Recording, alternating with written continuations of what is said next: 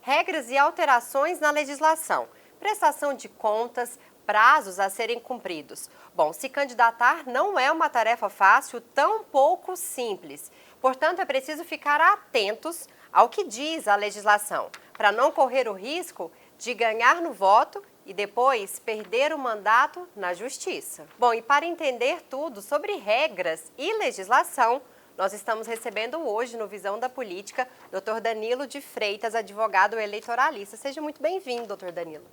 Muito obrigado pelo convite. Mais uma vez estar aqui com vocês com esse programa maravilhoso que é de esclarecimento à população e aos eleitores de Goiás e de Goiânia. Bom, a gente viu nas últimas eleições municipais, ainda está vendo muitos vereadores perdendo a cadeira. A gente está vendo, na verdade, uma dança das cadeiras na Câmara Municipal aqui de Goiânia e acredito que no Brasil todo também. Isso por conta de prestação de contas, de não cumprimento da cota de gênero também pelos partidos. Você acredita que para essas eleições os chefes de partidos estão mais atentos a essas regras que podem fazer com que eles percam as cadeiras aí que a gente sabe que é tão difícil para conseguir? Olha, primeiramente, Manalisa, eu queria que eles estivessem mais atentos, porque nós tivemos vários exemplos aqui, né, na Câmara Municipal de Goiânia, onde se trocou de vereadora quase que durante todo o mandato. Isso é muito ruim, né, para a democracia, porque você tem uma expectativa do eleitor e uma realidade, né? Quando você tem a votação, você pode ter uma troca ou outra por uma cassação, eventualmente por um abuso, alguma coisa assim. Mas uma situação em que, desde o começo, já no registro, quer dizer, eles estão perdendo o mandato porque no ato de registro não se fez a reserva de cota de gênero. Então, se tivesse observado, o que tem sempre dito isso, a imprensa, os tribunais, valorizada a questão da participação da mulher na política, né? Então, é uma coisa que não é de hoje, está sendo divulgado, que a mulher tem um espaço na política, que a mulher agora legalmente tem previsões na própria normatização eleitoral de que permite, de que garante a participação da mulher. Então, ao fazer o registro e você não reservar aquela cota de gênero, principalmente para as mulheres, você já é uma coisa batida, né? Pode falar assim, poxa, errar de novo, né? Já tem tanto tempo que tem falado que a mulher tem que participar, olha, tem 30% de participação da mulher, é obrigatório. Então, deixar de reservar essa vaga já não é mais uma coisa que não é novidade, se espera, né? exato, não é uma novidade mais. Mas acredito também que a lei nunca valeu tanto como nessas últimas eleições, né? Na verdade, assim, nessa última legislatura, né? Com certeza. A Justiça Eleitoral tem tido mais atenção para esse critério, porque antigamente você tinha a previsão, mas você tinha diversas situações em que você saía na excludente. E agora não. A participação, por exemplo, vou dar um exemplo prático. Se uma candidata registra a sua candidatura, mas desiste, né? Isso aconteceu muito isso também. Aconteceu muito. Essa desistência foi realmente uma desistência por circunstâncias políticas que não viabilizou a candidatura dela, ou ela simplesmente estava sendo usada como, que é o nós chamamos de laranja, né, para fazer a cota de gênero.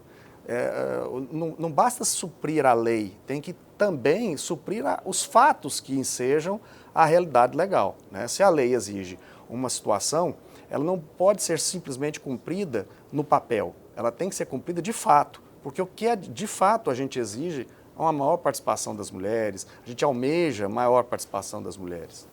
Bom, em relação a novas alterações, a gente viu tramitando aí no Congresso Nacional a mini reforma eleitoral em 2023. Acreditávamos que aquelas novas regras, né, muitas mudanças já estariam valendo a partir de 2024, mas não foi o que aconteceu, né? Continua tramitando, não foi aprovado. Mas vai ter algumas novas alterações para essas eleições de 2024? Sim, tem situações que são novidades mesmo para o pleito de 2024 e tem situações que já existiam, valeram para a eleição de 2022, mas vão ser aplicadas, então não são novidades, mas vão ser aplicadas pela primeira vez numa eleição municipal. Com relação à legislação, os operadores do direito tinham a expectativa de que se fizesse uma condensação da legislação. Nós tínhamos aí, desde 97, a expectativa, até 97, nós vivíamos uma realidade de que cada ano tinha uma lei para uma eleição. E, na verdade, é o que a gente meio que já espera, né? Que no ano anterior a uma eleição já vai ter muda, algumas mudanças. Já vai mudar. E a expectativa de 97, com a lei das eleições, a 9504, era de criar uma lei perene, uma lei definitiva. Ela realmente foi definitiva. Porém, ela já sofreu tantas alterações maiores que a quantidade de pleitos que nós já experimentamos. Então, a finalidade que ela veio, né, para poder, olha, é uma lei só. Então, cada pleito eleitoral, a gente verifica que há uma experiência no pleito. Olha, vamos experimentar alguma coisa? Aí, não deu certo, então tira. No próximo pleito, vamos experimentar outras coisas? Então, é isso que... Aí nós tínhamos uma expectativa, que foi aprovada pela Câmara dos Deputados, que é a condensação do Código Eleitoral. Infelizmente, não foi aprovada nós temos que preservar o princípio da anterioridade, que qualquer lei eleitoral, para ser aplicada, ela tem que ter um ano de existência, né? E isso tinha que acontecer até 6 de outubro de 2023, né? Como não aconteceu, então não foi aprovada para o Senado, né? Então, agora, tem algumas novidades. Por exemplo, instituição do PIX como arrecadação de campanha. É uma coisa que não aconteceu nem em 2022. Vai ser a primeira vez que vai ser permitido a arrecadação de recursos via PIX. E o pagamento dos fornecedores também entra? A gente também vai poder pagar via PIX ou não? Não. Aí foi só na arrecadação de recursos, né? Onde o recebedor, aquele candidato, tem aquele CPF ou o CNPJ da campanha para que seja feita a doação. O TSE ainda está regulamentando melhor essa arrecadação via PIX. Tanto que é uma novidade e como não tem nenhum exemplo de eleição passada em que se aplicou, precisa ter um maior debate sobre como vai ser operado esse sistema, né? E até para prestação de contas no final, né? Com certeza. Lembrando que são recursos públicos. Então, também a Justiça Eleitoral, a gente tem observado que passou a ter um critério maior com relação às prestações de contas, para que não existisse mais aquelas fantasiosas, né? Aquelas prestações de contas que, na prática, não tinha no papel a realidade do cotidiano da campanha. E agora a Justiça Eleitoral tem tido um debruçar melhor e mais acurado sobre as prestações de contas. Em relação às federações, valeu já em 2022, mas a gente vai experimentar nas eleições municipais pela primeira vez. A gente não teve tantas federações, mas eu imagino que o cenário é muito diferente, porque partidos que nacionalmente se dão muito bem, digamos assim, nos estados já não funciona muito e nos municípios, então, menos ainda. Então, como que você acredita que vai funcionar essas federações e se você também acredita que vai permanecer aí no código a federação? Eu acredito que sim. Com o fim das coligações proporcionais, se permitiu depois fazer as federações, né? Elas têm a duração de, no mínimo, 4 anos e, durante esses 4 anos, os membros, né, dos partidos e os detentores de mandatos eletivos que fazem parte desses partidos que estão federados, eles federalizados, eles poderiam, então, deveriam, aliás, fazer o acompanhamento dos programas dessa federação, defender os ideais e os programas dessa federação. Se caso algum partido descumpra essa meta de 4 anos, durante esses 4 anos, eles podem perder o fundo partidário, que é o pior das sanções que porque lutam tanto para ter recursos para que façam campanha. Inclusive, a federação também veio para que eles tivessem um montante maior, né? Com certeza, com certeza. Agora, tem algumas outras alterações, por exemplo, como a possibilidade de se fazer debates com os vereadores de todos os partidos que estão registrados como candidatos, né? Desde que seja, e pode até ser feito mais de um dia, mas agora tem que ver na prática como é que se viabiliza um debate de mais de um dia, um debate com tantos participantes, né? Mas desde que seja resguardado também a participação feminina. Aliás, eu não digo participação feminina, até vou fazer um ato falho meu, porque na verdade é a participação de gênero, né? A lei fala em gênero. Então, o que a gente defende tanto é que seja um equilíbrio, né? Queria eu que os partidos tivessem 50% de homens e 50% de mulher. Ou contrário, né? A gente vai chegar um dia que a gente vai falar cota de gênero porque vai ter mais mulheres do que homens. Ótimo, será muito bem-vindo. Mas o importante é os 30%, Sim, no mínimo 30% ou para homens no futuro ou atualmente para mulheres, né? Sim. Temos também, por exemplo, uma alteração, por exemplo, que eu acho importantíssima nas eleições, que é a relação aos fake news. Então, se estabeleceu agora crime. Então, é crime você fazer a desinformação ou a fake news, né, de notícias falsas, na campanha eleitoral. Então, isso é de uma importância gritante, porque no WhatsApp, nas redes sociais, Instagram, Facebook, isso tem sido, na prática, uma terra sem lei. Né? O que nós temos observado é isso. E o detalhe, infelizmente, é que quando se consegue retirar do ar uma propaganda, não vou falar do ar porque não é TV nem rádio, mas é rede social, vamos excluir aquele fake news, já se passaram 3 dias.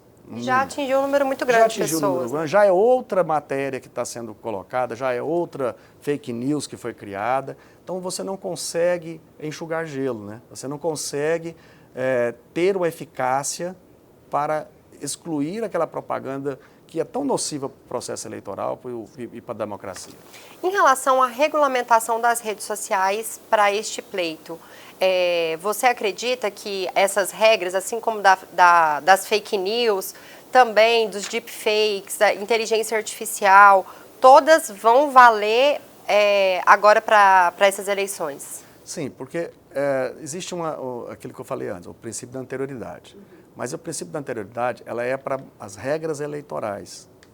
Quando você tem um marco regulamentador ou regulador, né, como são as plataformas digitais ou as redes sociais, quando você tem isso é uma lei que não é só para a eleição, ela não tem afetação só no processo político. Ela tem uma afetação, ela vem para ter uma regulamentação geral de todo o pleito, da sociedade, perdão, incluindo o pleito eleitoral. Então, na minha concepção, ela se aplica, sim, às eleições, se vier a ser aprovada, né? Agora, começou a discutir tudo de novo. Então, eu não sei se nós estamos agora há poucos meses de convenção partidária, né? Então, se vai ter tempo de ter a lei, regulamentar para que inicie o processo eleitoral. Nós estamos falando de convenções partidárias entre 20 de julho e 5 de agosto, registro de candidatura de 5 a 15 de agosto. Então, assim, está aí, né? Logo em seguida agora. Em relação às mudanças para os cargos proporcionais, a gente vai ter uma mudança aí nas chapas, né? Já que a gente não tem mais coligação para o cargo proporcional, no caso dos vereadores, né? A gente teve uma experiência em 2020 que permaneceu em 2022 e agora ela está realmente regulamentada para 2024, né? Sim. Você tem agora, por exemplo, inclusive é uma das alterações que vai ser aplicada, não é novidade, mas vai ser aplicada no próximo pleito para a eleição municipal pela primeira vez, que é a mudança com relação ao número de candidatos. Então, você tem, antigamente se fazia 150% dos números das vagas a serem preenchidas e tal, ou 200%, dependendo da situação. E agora não, agora é 100% das vagas a serem preenchidas mais uma. Então, numa Câmara Municipal de 9 vereadores, o partido que não tem coligação, isoladamente, pode lançar 9 mais 1, 10 candidatos. Ele só pode lançar até 10 candidatos, não até mais 100% mais um. Então, numa Câmara Municipal de 13, ele pode lançar 14. Numa Câmara Municipal de 15, 16, assim sucessivamente. Ele pode lançar menos? Pode, mas em qualquer das situações, o resguardar dos 30% de gênero deve ser observado para que não haja novas cassações, né? Tantas quanto houveram agora nesse último mandato. Em relação às sobras, como é que vai funcionar para preencher todas essas cadeiras? A gente está falando ainda, vamos dar um exemplo de Goiânia, que agora ganha mais 2 cadeiras para essas eleições, né? Então vão ter 37 cadeiras. Como é que vai funcionar essas sobras? Bom, as sobras, ela não está relacionada diretamente à quantidade de vagas. A quantidade de vagas, ela limita o tanto de candidatos que o partido pode lançar. Depois de lançados os candidatos, aí nós vamos para o resultado da eleição. Então, como é que se elege um vereador hoje? Nós temos aí uma conta, bem difícil a conta. O sistema hoje da Justiça Eleitoral faz isso automaticamente. Mas para que o telespectador possa entender, né, conceitualmente, então sim, nós temos o quociente eleitoral. O quociente eleitoral você divide o número de votos válidos de todos os partidos, nominais e de legenda. Quer dizer, nominais é aquele voto que o eleitor deu no candidato, o número do candidato. No voto de legenda é aquele voto do partido político. Então, soma-se esses votos de todos os partidos e divide-se pelo número de vagas, né, número de cadeiras. Aí sim, você teria que ter todos os partidos, todos os votos que teve válido desses partidos e mais os nominais, dividir por 37, no caso de Goiânia. Aí você vai ter o quociente eleitoral. Pelo quociente eleitoral, você parte para a segunda etapa, que é o quociente partidário. O quociente partidário é quantas cadeiras efetivamente o partido obteve a partir do quociente eleitoral. Então ele pega o número de votos que ele teve e divide pelo quociente eleitoral. Então vamos supor, uma conta de padeira aqui, se você tem um quociente partidário, quociente eleitoral de 500 votos, você vai para o quociente partidário que o partido teve 1.000 votos. Então, você pega 1.000 e divide por 500. Quantas vagas você fez? 2 vagas. 2 vagas. Né? Então, você tem 2 vagas. Esse é o tipo de conta que jornalista sabe fazer, gente. Então, é a direta. São aquele preenchimento de vagas direto. As sobras é você pegar, agora fazer um novo cálculo. Você primeiro preenche as vagas diretas. Então, você tira lá quantos partidos, quantas cadeiras cada partido elegeu, e vai continuar fazendo o programa, essa conta, né? Essa conta, você vai pegar o número de votos agora do partido mais um e divide por mais uma cadeira. Então, se ele teve 2, ele vai dividir o número de votos dele agora por 3, que é 2 cadeiras, são 2 cadeiras que ele obteve diretamente, mais um, que é vamos dizer assim, a fórmula, né? Então, você pega o número de votos que ele teve, divide pelo número de cadeiras que ele obteve diretamente pelo quociente partidário, mais um numeral, 1. Então, você vai dividir por 3. E aí você tem um resultado. Todos os partidos. Quem teve maior nessa conta? Quem atingiu maior nessa conta? Esse partido que atingiu esse número maior, ele vai preencher a primeira sobra. E quantas sobras tiverem? Por exemplo, se na Câmara de Goiânia, na eleição direta, você elegeu de cara, os partidos participantes, elegeu de cara 34, por exemplo, você tem, então, mais 3 vagas a serem preenchidas, que serão pelas sobras. Essa conta foi na primeira sobra, você repete a conta da segunda sobra, só que na segunda sobra, esse partido que alcançou a primeira sobra, é complicado, né? É bem complicado. A conta, ela estava fácil, ela já... Exato. O Mas tem que partido que alcançou a primeira sobra, agora, lembra que ele era com 2, aí você dividiu por 3, então, né? E então ele alcançou, ele passou a ter 3 vagas. Na segunda sobra, você vai pegar 3 e mais 1. Então, nesse partido, você vai dividir por 4. Aí vê o resultado. O partido que alcançou o maior número no resultado passa a ser o dono da segunda vaga, pela sobra. E aí parte também para a terceira vaga de sobra, até alcançar os 37, nesse exemplo que nós demos aqui. Bom, como eu falei no início do programa, eleição não é simples, não é fácil e tem que ficar atento, inclusive, a essas regrinhas, né, sobre as sobras, porque talvez é ali que você vai conseguir a cadeira, né? Com certeza. Com o fim das coligações proporcionais, o candidato ele tem que observar bem qual partido que ele vai. Porque a finalidade dessa regra de finalizar as coligações foi exatamente fortalecer os partidos. Então, os partidos que têm maior densidade de candidatos, com maior número de votos, esse vai aumentar o quociente partidário, da nossa conta que nós fizemos. E aí esse número de votos vai ser dividido, então, ou seja, quanto mais votos o partido tiver, mais chance de fazer mais vagas. Porque antigamente na coligação você tinha, às vezes, um partido com um candidato fortíssimo e outros partidos com pequenos candidatos que não tinham chances de eleger-se. Porém, os votos deles serviam para que aquele que tinha mais votos ter mais votos para ser eleito. Que é o que a gente chama de cabeça de chapa. Exatamente. Hoje não tem mais isso.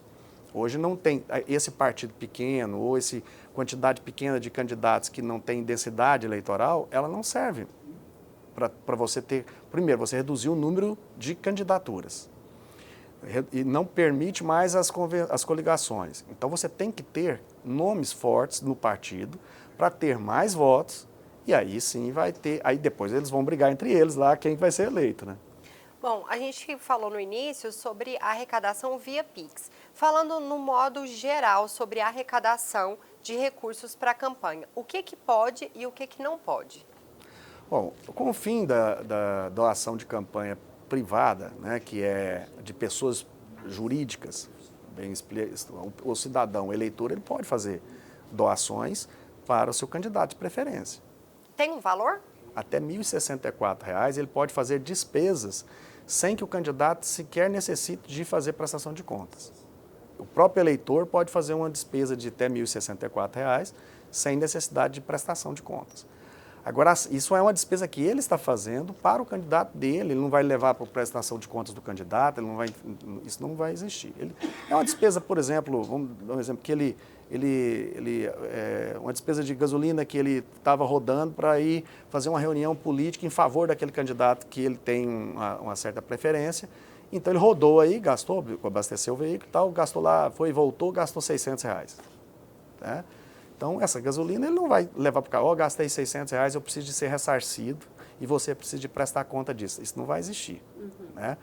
Agora, quando você sai desse exemplo e você tem o eleitor, cidadão, que quer fazer realmente uma doação, aí tem uma regra.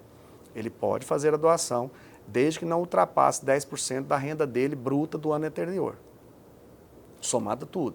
Então, todas as rendas que ele teve no ano, eu tenho aluguel, eu tenho salário, eu tenho chácara, eu recebo recursos de agropecuária, todas as receitas dele, é uma receita bruta, e essa receita bruta, até 10% dela, você pode fazer doação para o seu candidato.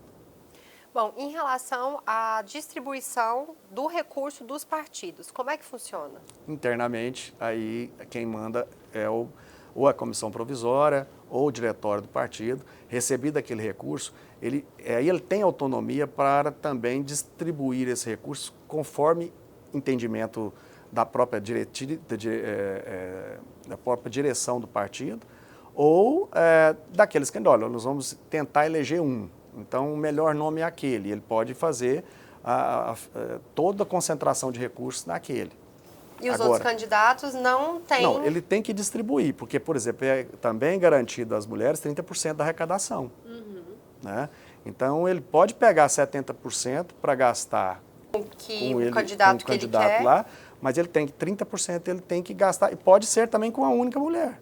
Ele pode falar, é difícil eleger uma mulher, nós temos aí 4, 5 candidatas, porém nós vamos concentrar os recursos para aquela candidata. Esses 30% pode ir para uma única mulher ou todas precisam receber? Não, pode ser para uma só, isso aí vai de acordo com a orientação interna, a questão a gente chama de interna corporis, ou seja, é interna do corpo partidário, se decide lá como vai distribuir, desde que gênero mulher, que a gente está tratando hoje como menos interesse político, né? Então a gente tem tentado que mais mulheres participem da política. Então tem que dar garantias, recursos para que essas mulheres participem. Foi essa a intenção da lei, né? De buscar maior participação, porque às vezes a mulher fala assim, eu vou participar da campanha, de uma política, vou registrar meu... Mas todo o staff político, ele gira em torno do homem, desde o passado. Então, para quebrar essa resistência, para permitir que uma mulher tenha condições de disputar de igualdade de condições, é que se criou essas ressalvas. Por exemplo, o financeiro, 30% tem que ser gasto com candidatura mulher. Bom, para a gente finalizar, em relação à prestação de contas, a gente viu também alguns parlamentares perdendo a cadeira por conta de prestação de conta, da prestação de contas de eleições até anteriores.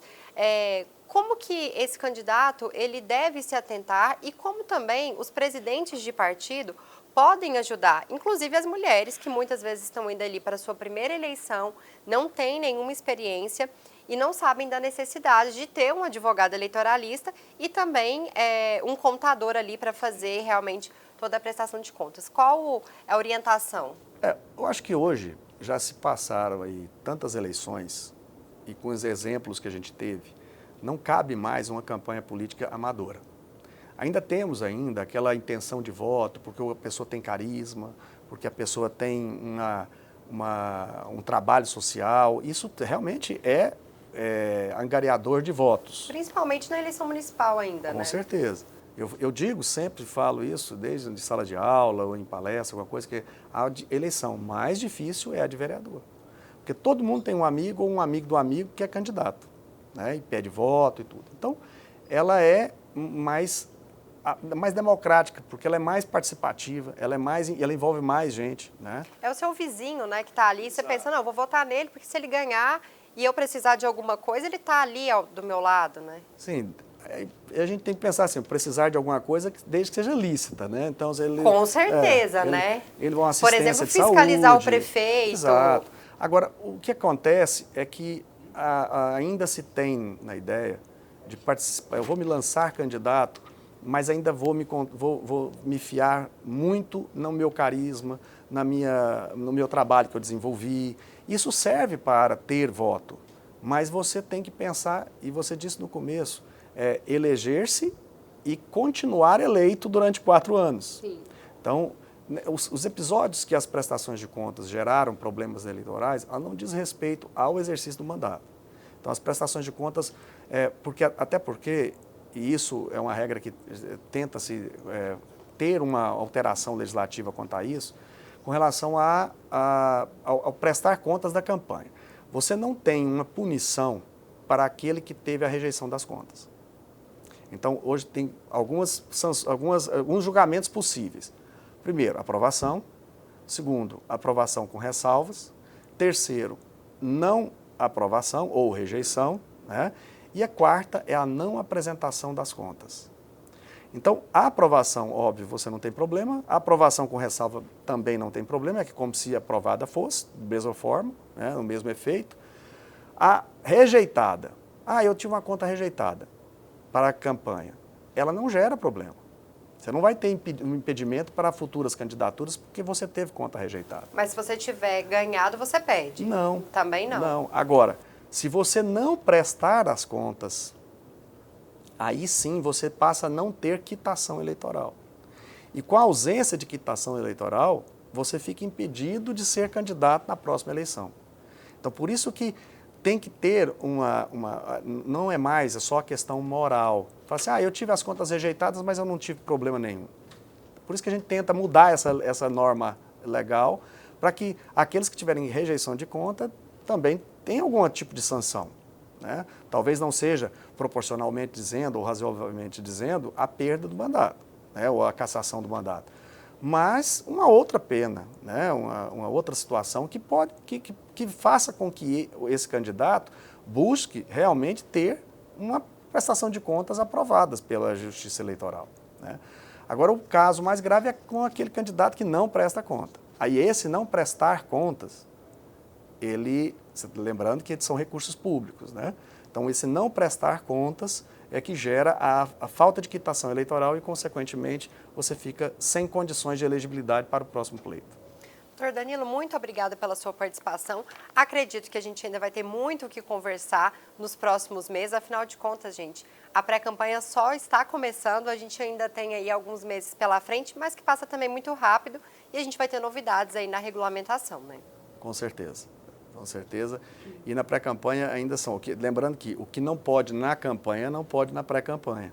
Vale lembrar, e é importante, até para facilitar, né? Sim, com certeza.